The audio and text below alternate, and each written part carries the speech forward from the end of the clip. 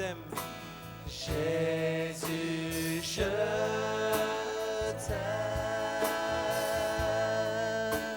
Jésus, je t'aime. Jésus, je t'aime. À vous, frères et sœurs, on vous entend pas dans la salle. J'ai comme la vision, continuez à jouer, où je vois toute une myriade d'anges ici tout autour de cette salle, au-dessus, et ils portent comme des grands réservoirs, des grandes bassines, remplies d'onction d'ivresse et d'intimité. Et c'est comme si le Seigneur disait à ceux qui ont soif, je demanderai à mes anges de déverser cette onction sur eux. Alors ceux qui veulent recevoir cette onction d'ivresse et d'intimité, levez les mains vers le Seigneur et chantez Alléluia et dites-lui de tout votre cœur, moi j'en veux Seigneur. Et Seigneur, je te demande que tu donnes ordre à tes anges, Papa, de déverser cette onction au nom de Jésus. Que l'onction coule au nom de Jésus. Que l'onction coule au nom de Jésus, onction d'ivresse, onction de liberté, onction d'amour, onction d'intimité, au nom de Jésus. Alléluia. Alléluia.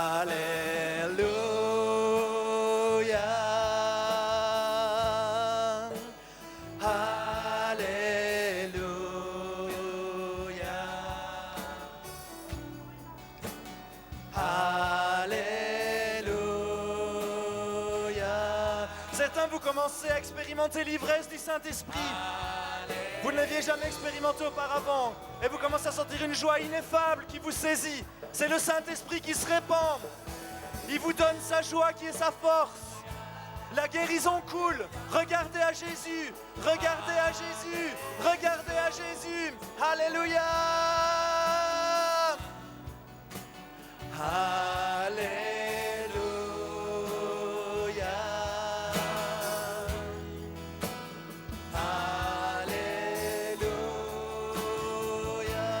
Abba, Papa.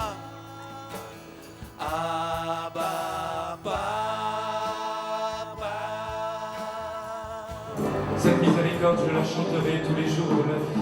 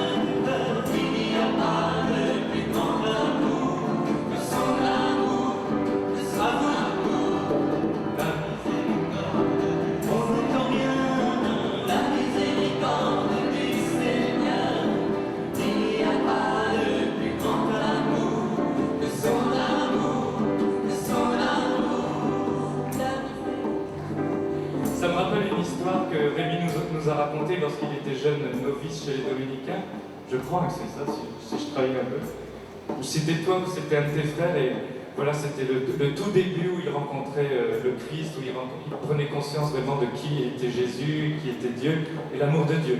Et à un moment, c'était tellement fort cette expérience qui frappe à la porte des maîtres des novices. Donc le vieux frère, oui, qu'est-ce qui se passe, mon petit jeune? Il lui dit, oh, je vais me dire quelque chose d'extraordinaire, il faut que je vous dise, Eh bien, vas-y, je t'écoute. Ben voilà, j'ai compris l'amour de Dieu, Dieu nous aime infiniment. Ah ben, eh ben c'est tout.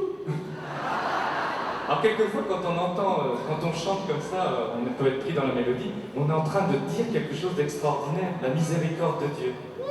On va juste quelques secondes se rendre compte ou dire simplement la miséricorde du Seigneur.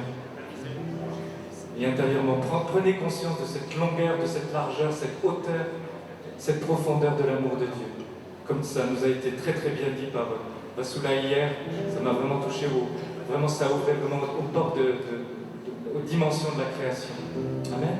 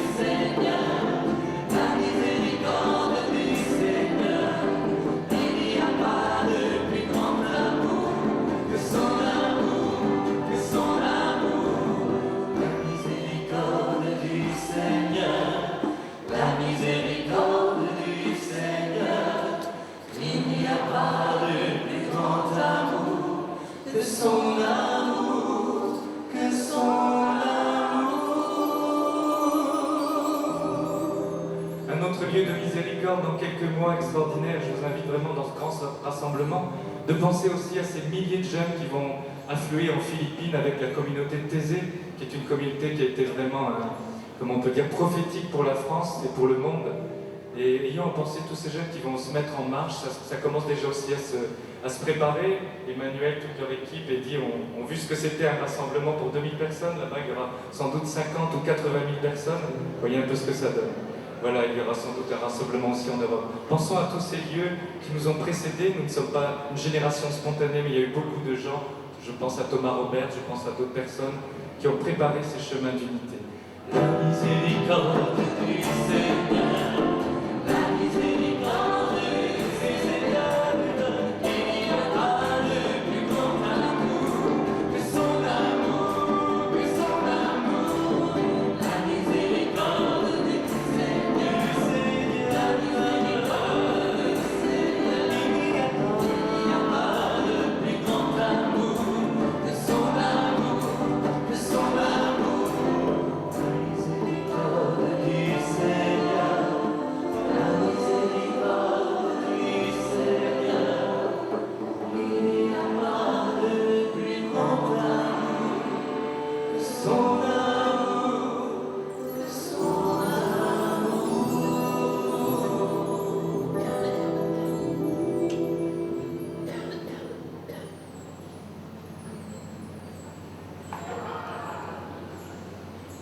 Quelqu'un que l'on n'a peut-être pas encore beaucoup évoqué, mais qui fait partie vraiment je pense, qui est dans le cœur de Dieu, dans le cœur uni de Jésus.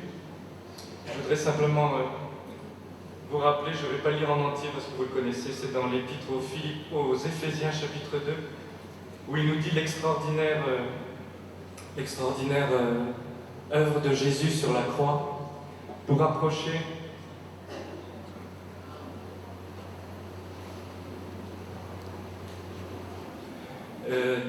l'extraordinaire œuvre de Jésus sur la croix qui a rapproché ces racines, ce tronc qui ensuite nous a hantés sur ce tronc.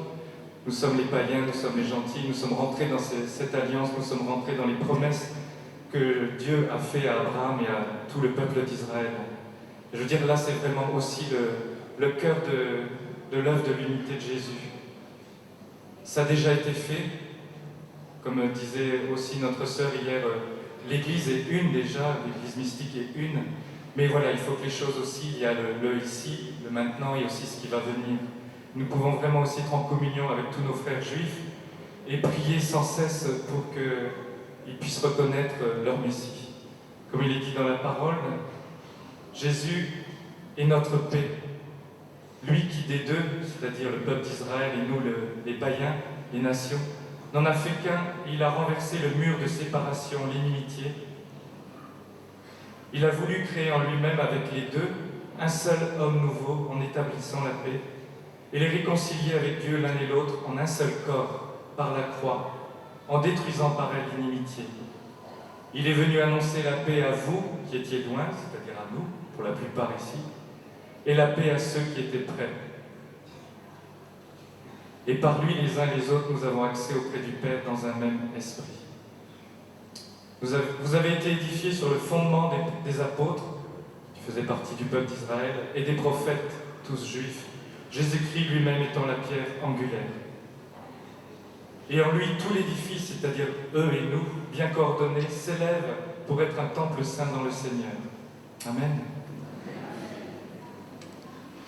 Alors, Je vous invite à... Bon, je voulais quand même vous accueillir tous et accueillir les nouveaux venus aujourd'hui. Nous avons maintenant un quart d'Allemand qui vient d'arriver. Tous les nouveaux venus, vous êtes les bienvenus. Alors, nous avons commencé ce matin par la louange du groupe de la tribu du Lion de Juda avec l'enseignement du Père Amish Pacha.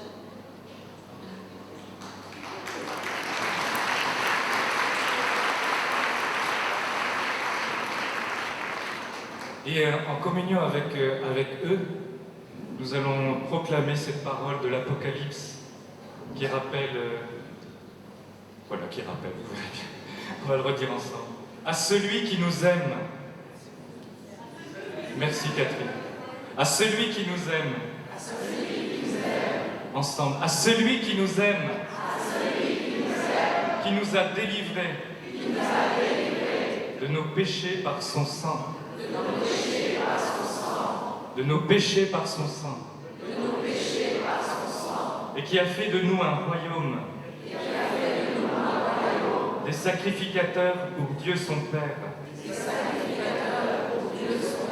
À lui soit la gloire, la puissance, au siècle des siècles. Amen.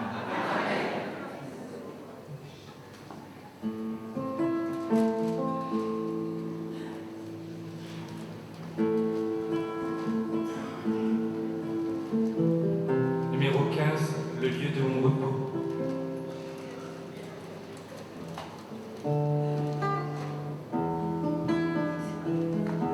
J'aime beaucoup ce verset d'un psaume qui dit « Le nom de l'Éternel est un bouclier ».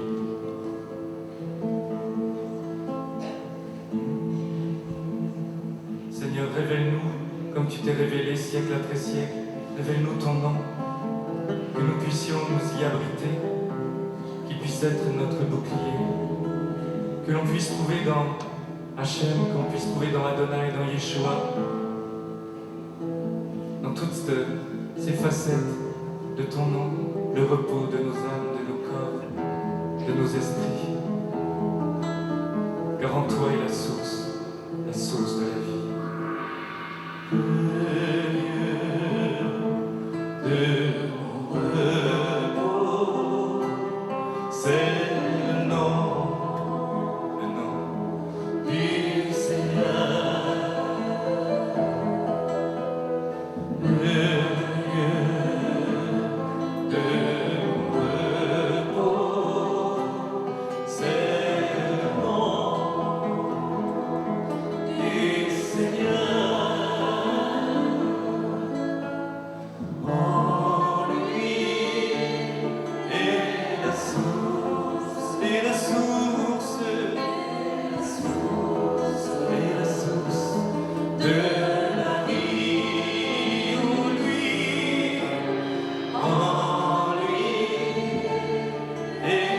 Source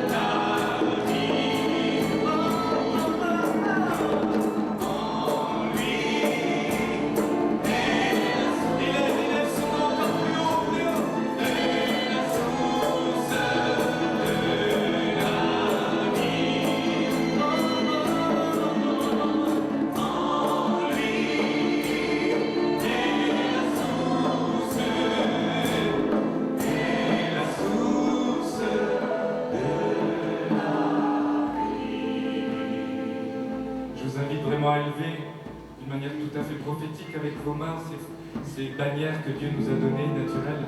Élevez vraiment ce nom de Dieu, ce nom de Jésus sur toute l'Europe. On a parlé de l'Europe hier avec Déby. Vous savez que dans quelques jours, il y a un grand rassemblement à Copenhague, en Europe. Élevons le nom de Jésus, que les valeurs et la source, surtout la présence de Dieu, puissent venir sur cette Europe dans tous les pays. Amen. Pensez.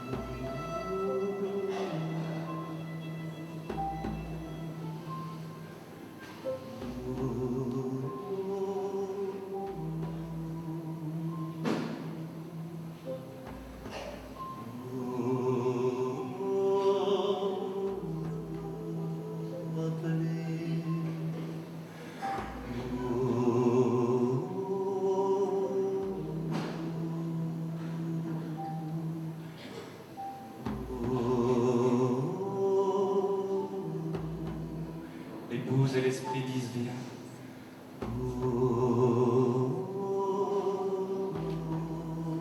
Viens Jésus.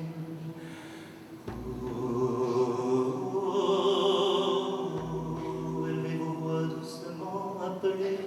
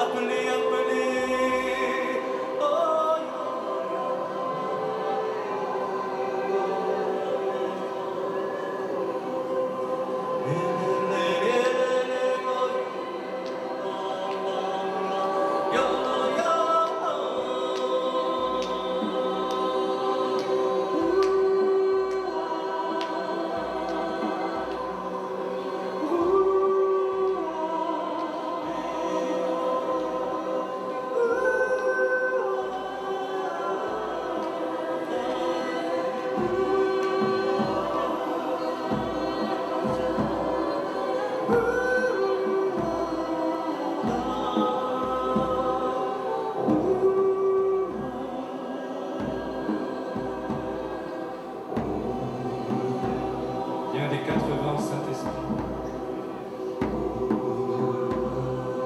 Souffle sur ces morts qui revivent.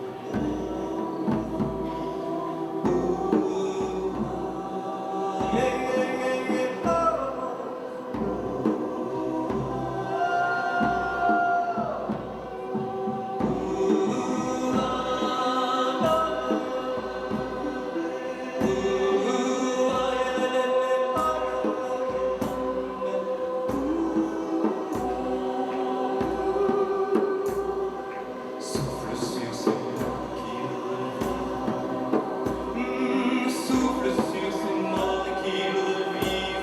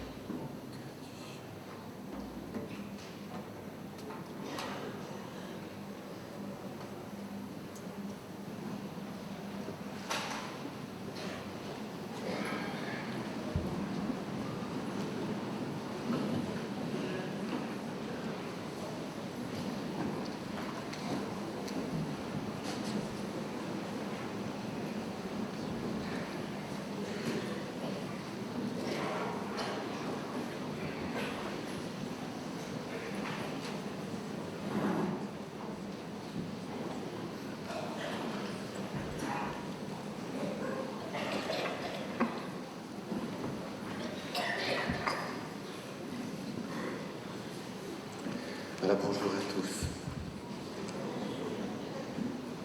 Les choses sont plus aisées et plus faciles quand elles se passent dans l'atmosphère du ciel et dans l'atmosphère de Dieu, dans sa présence. Et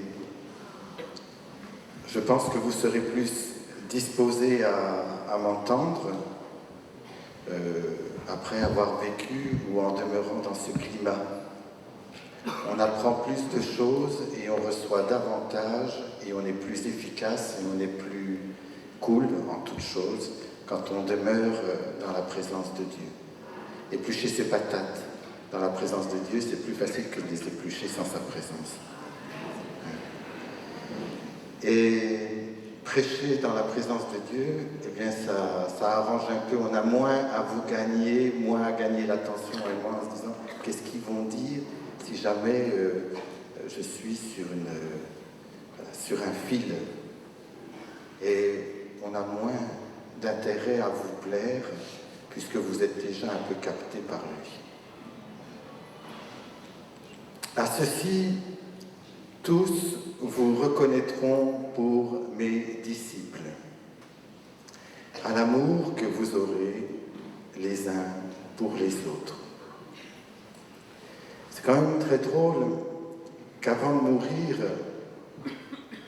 le Seigneur Jésus mette en parole tout au moins, en premier, l'amour des frères avant l'amour de Dieu. Non pas que dans son cœur ce soit en premier, il dira même que c'est équivalent. Voici le premier commandement, tu aimeras le Seigneur ton Dieu de tout ton cœur, de toute ton âme, de toutes tes forces, et ton prochain comme toi-même. Ceci n'est qu'un seul commandement. Et voilà que la veille de mourir, il donne ses dernières recommandations, et c'est pas « aimez-moi », et c'est pas « aimez mon Père », ce qu'il place en avant, sans mettre en arrière le reste, ce qu'il place en avant, c'est « aimez-vous les uns les autres, comme je vous ai aimé ». Mais c'est d'abord le « aimez-vous les uns les autres ». C'est un lieu de vérification, c'est le lieu où la vérité se fait. Nous pouvons parler et mentir en même temps. La vérité se fait dans ce lieu-là. Qui n'aime pas son frère qu'il voit, comment peut-il dire qu'il aime Dieu qu'il ne voit pas? Et je me rappelle un jeune en prison, je rentrais d'une retraite de silence d'une semaine et il m'attendait à plusieurs à la chapelle et il voulait savoir comment ça s'était passé. Alors je lui ai dit, vous savez, voilà, on fait son petit bout de chemin en présence de Dieu. Et alors il me collait, ce frère-là, oui, ce frère, me collait. Et je lui disais, ben, laisse-moi un petit peu de place. Il me disait, non, faut prendre. Et alors il disait aux autres, touche-le. Je disais, mais je ne suis pas Dieu. Il m'a regardé, il m'a dit, mais qui a vu son frère a vu Dieu. Ça, c'est le père de l'Église. Mais... Alors je me suis laissé toucher. Voilà. Qui a vu son frère a vu Dieu. Eh bien, des fois, on le maltraite quand même pas mal, notre Dieu. Si nous prenons la lettre aux Éphésiens, au chapitre 2, à partir du verset 12,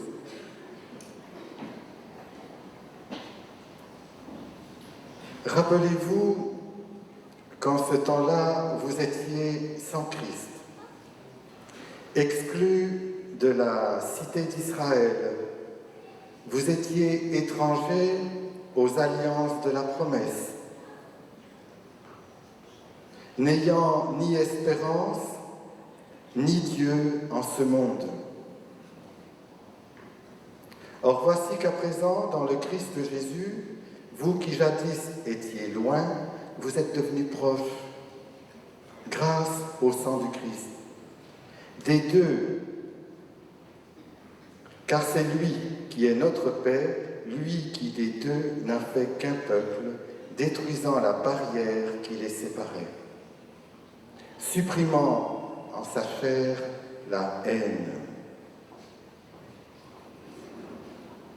Par lui, nous avons en effet tous deux, en un seul esprit, accès auprès du Père. Nous sommes, nous aussi, et vous êtes, vous aussi, intégrés à la construction pour devenir une demeure de Dieu dans l'Esprit Saint.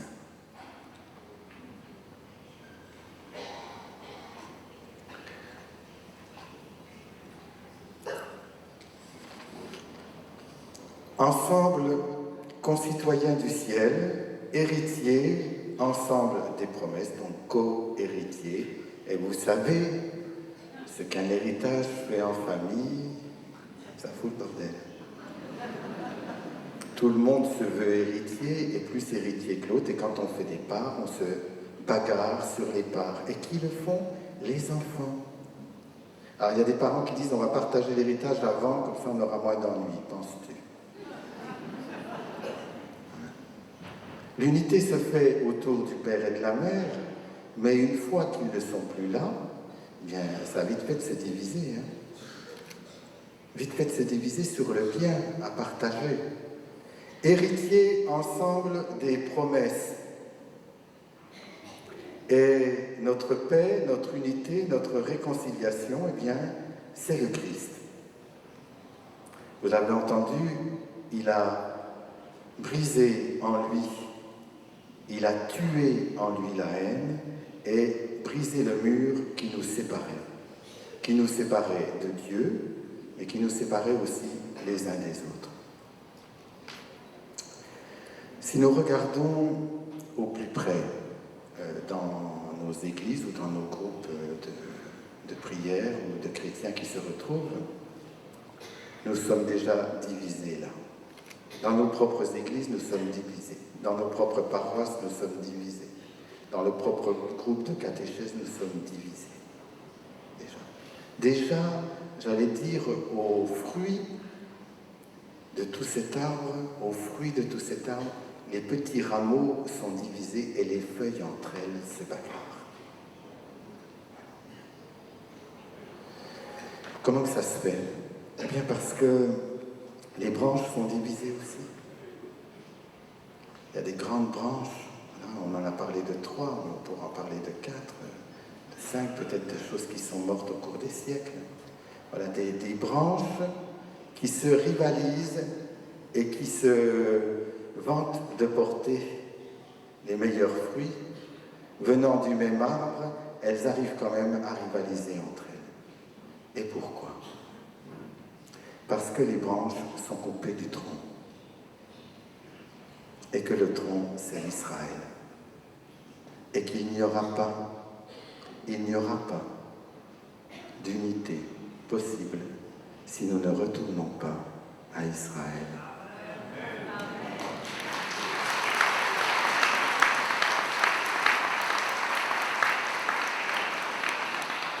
La division a commencé là.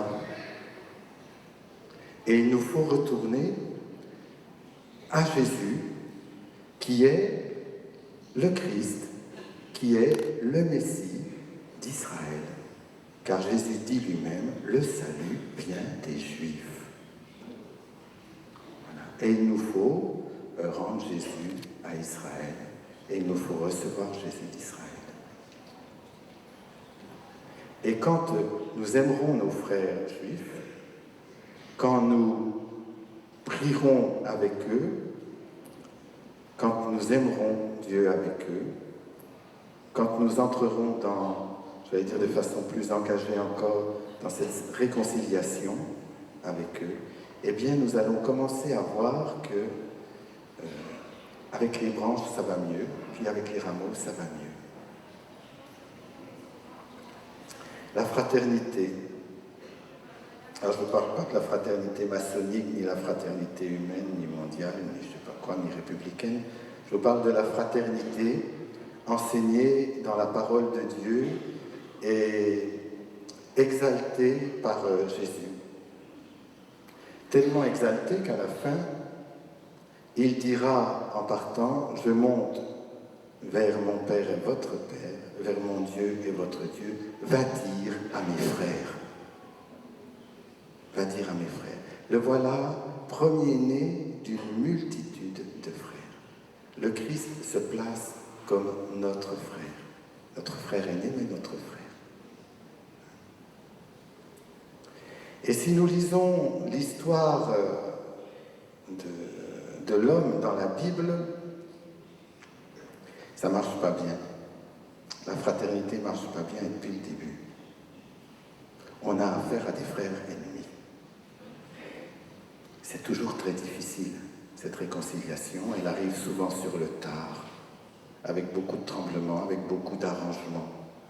Voici que le Christ va dire, ben, soyez mon frère, soyez mes frères, je suis votre frère, et nous allons retrouver ce qui a été détruit par le péché. Les conséquences du péché d'Adam et Ève, c'est que leurs enfants se sont tués.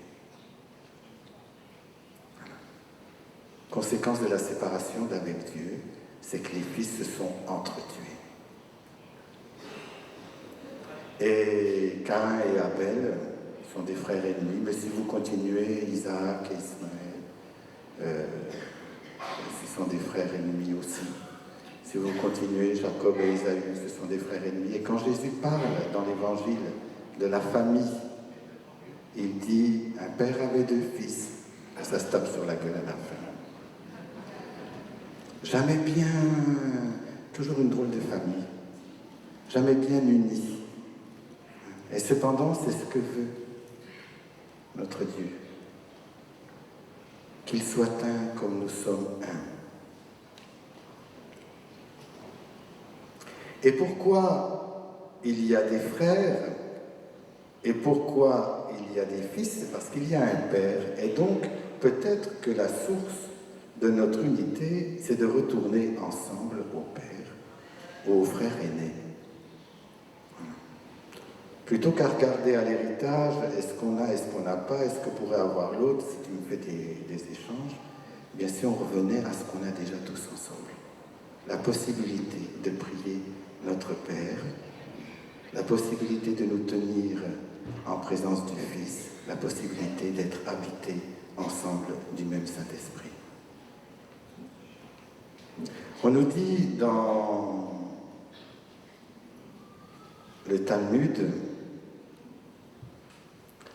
que dans la bagarre avec Caïn et Abel, ça ne s'est pas passé aussi simplement que nous le dit la Bible. Vous savez que nos frères juifs essayent d'analyser, de décortiquer, de comprendre et voilà, ils essayent de dire ce que la Bible ne dit pas, mais suggère quand même. Alors on nous dit, voilà, Caïn poursuivit son frère qui fuyait devant lui. Du sommet de la montagne jusqu'à la vallée. Voici que Caïn en veut à Abel et Abel fuit son frère. Mais il le fuit dans les hauteurs et il le fuit dans les profondeurs. Il ne se confronte jamais à son frère pour la vérité, il se sauve de cette vérité. Et on nous dit que si Caïn a péché par méconnaissance de son frère et de Dieu, on nous dit qu'Abel a péché aussi par méconnaissance de son frère et de Dieu. Et dans cette affaire, Caïn est bien sûr le criminel, Abel est la victime, mais les Juifs disent Abel est aussi un peu responsable. Alors qui a commencé? C'est pas moi qui ai commencé, c'est lui qui a fait plus, tout ce qu'on veut. En tous les cas, il fuit devant son frère dans les sommets et dans les vallées, puis de cette vallée à une autre montagne, jusqu'au moment où il va se faire rattraper et commence le combat. Abel eut le dessus.